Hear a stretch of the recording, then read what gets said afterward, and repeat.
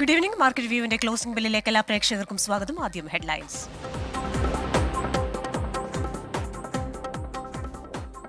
ഓഹരി വിപണികളിൽ നേട്ടം. സെൻസെക്സ് 455 പോയിന്റ് ഉയർന്നും നിഫ്റ്റി 21,900 മുകളിലും വ്യാപാരം അവസാനിപ്പിച്ചു. IT മേഖലാ ഓഹരികൾ 3% കൂടി.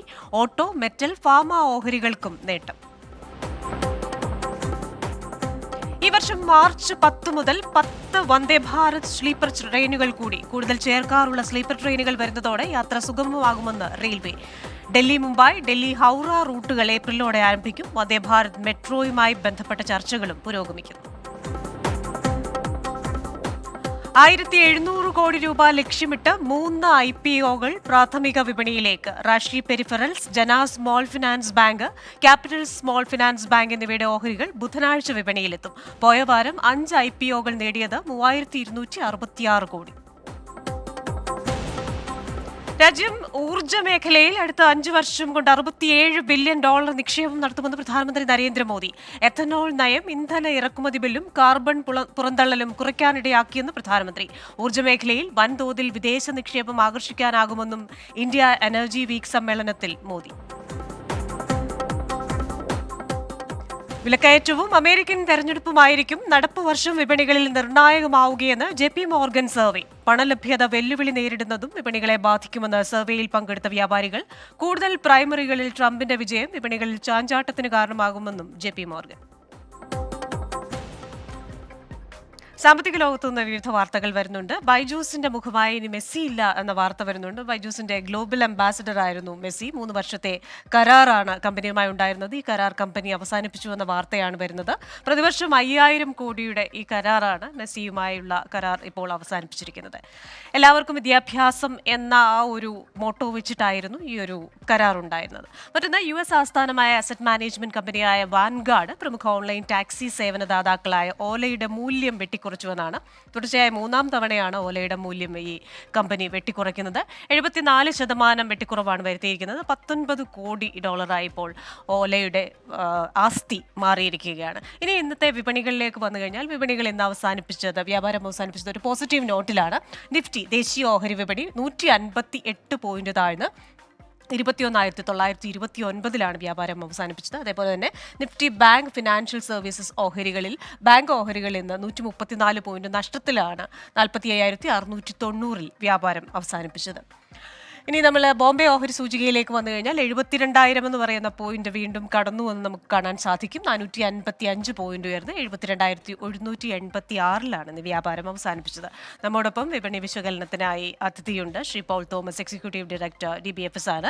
Shri Paul Thomas, good evening. എന്തായാലും മാർക്കറ്റ് ഇന്നൊരു പോസിറ്റീവ് നോട്ടിലാണ് വ്യാപാരം അവസാനിപ്പിച്ചത്. US ഇലക്ഷനും നമ്മുടെ വരാനിരിക്കുന്ന പണപ്പെരുപ്പ കണക്കുകളും RBIയുടെ നയമടക്കമുള്ള കാര്യങ്ങൾ വിപണിയെ സ്വാധീനിക്കും എന്ന് കരുതപ്പെടുന്നു.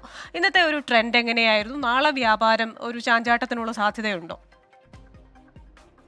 മാർക്കറ്റ് ഇന്ന് ഓപ്പൺ ചെയ്ത ആദ്യത്തെ 1 മണിക്കൂറിൽ മാർക്കറ്റ് ഒന്ന് മൈനസിൽ പോയി തിരിച്ചു കയറി. എന്നാൽ അതിനുശേഷം മാർക്കറ്റ് തുടർച്ചയായിട്ട് ഉയരുന്നതായിട്ടാണ് കണ്ടത്. മാർക്കറ്റിൻ്റെ അണ്ടർടോൺ ഇപ്പോഴും ഒരു ബുള്ളിഷ് ട്രെൻഡ് തന്നെയാണ്. ചില ദിവസങ്ങളിൽ മൈനസ് വരുന്നുണ്ട് എന്നുള്ളത് മാർക്കറ്റിൻ്റെ പ്രോഫിറ്റ് ബുക്കിങ്ങിൻ്റെ ഭാഗം മാത്രമാണ്. മാർക്കറ്റ് ഒരിക്കലും ഒരു കറക്ഷനിലേക്കൊന്നും പോയിട്ടില്ല. ഇൻട്രാഡേ ഉള്ള ചെറിയ കറക്ഷൻസ് അല്ലെ 1-2 ദിവസത്തെ കറക്ഷനുള്ളിൽ മാർക്കറ്റ് തിരിച്ചു. അണ്ടർടോൺ മാർക്കറ്റ് ബുള്ളിഷ് തന്നെയാണ് എന്ന് കരുതാം. ഇന്ന് 21,950 എന്ന് പറയുന്ന ആ ഒരു റെസിസ്റ്റൻസ് വരെ വന്നിട്ട് തിരിച്ച് 21,929 ക്ലോസ് ചെയ്യായിരുന്നു. ഏകദേശം 157 പോയിന്റ് ഉയർന്നാണ് ക്ലോസ് ചെയ്തത്. നല്ലൊരു പ്രകടനമാണ് ഇന്ന് മാർക്കറ്റ് കാഴ്ചവെച്ചത്. നാളെയും മാർക്കറ്റിൻ്റെ ഈ ഒരു ട്രെൻഡ് കണ്ടിന്യൂ ചെയ്യാനുള്ള സാധ്യതയാണ് കാണുന്നത്. 22,125 ഓൾ ടൈം ഹൈ ആയിട്ട് കഴിഞ്ഞ 2 പ്രാവശ്യം വന്ന് താഴേക്ക് പോകുന്നത്. ആ ലെവൽ വരുമ്പോൾ വീണ്ടും ഒരു റെസിസ്റ്റൻസ് നമുക്ക് പ്രതീക്ഷിക്കാം ഈ ആഴ്ചയിൽ. അത് കട്ട് ചെയ്ത് കയറുന്ന പക്ഷം പിന്നീട് ഒരു 100, 300, 400 പോയിന്റൊക്കെ നിഫ്റ്റിയിൽ ഉയരാനുള്ള സാധ്യതകളാണ് ഉള്ളത്. ഇന്ന് മാർക്കറ്റിനെ സംബന്ധിച്ച് എടുത്തു കഴിഞ്ഞാൽ നേരത്തെ പറഞ്ഞ പോലെ IT സ്റ്റോക്സ് ആണ് ഇന്ന് ഏറ്റവും നല്ല പെർഫോമൻസ് ഇന്ന് കാഴ്ചവെച്ചത്. TCS, ഇൻഫോസിസ്, വിപ്രോ എല്ലാം 3-4% വീതം, HCL ടെക് തുടങ്ങിയ ഷെയർ എല്ലാം 3-4% വീതം ഉയർന്നു. IT സ്റ്റോക്സ് ആണ് ഏറ്റവും നല്ല പെർഫോമൻസ്. എന്നാൽ LICയും നല്ല പ്രകടനം കാഴ്ചവെച്ചിട്ടുണ്ട്. 1033 എന്ന് പറഞ്ഞ ഓൾ ടൈം ഹൈ അടിച്ചിട്ട് 1025 ഇന്ന് ക്ലോസ് ചെയ്തത്.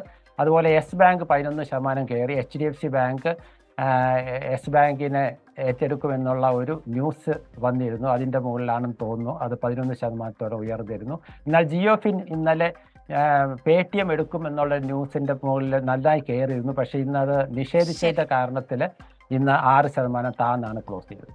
ശരി, thank you very much Shri Paul Thomas. എന്തായാലും വിപണിയിൽ നിന്ന് ഇന്ന് നല്ല വാർത്തകളാണ്. വരും ദിവസങ്ങളിലും വിപണി മുന്നേറ്റം നടത്തുമെന്ന് തന്നെ പ്രതീക്ഷിക്കാം. മാർക്കറ്റ് വ്യൂവിൻ്റെ ഈ എപ്പിസോഡ് ഇവിടെ പൂർണ്ണമാകുന്നു. നാളെ രാവിലെ 9:30 വീണ്ടും കാണാം. നമസ്കാരം.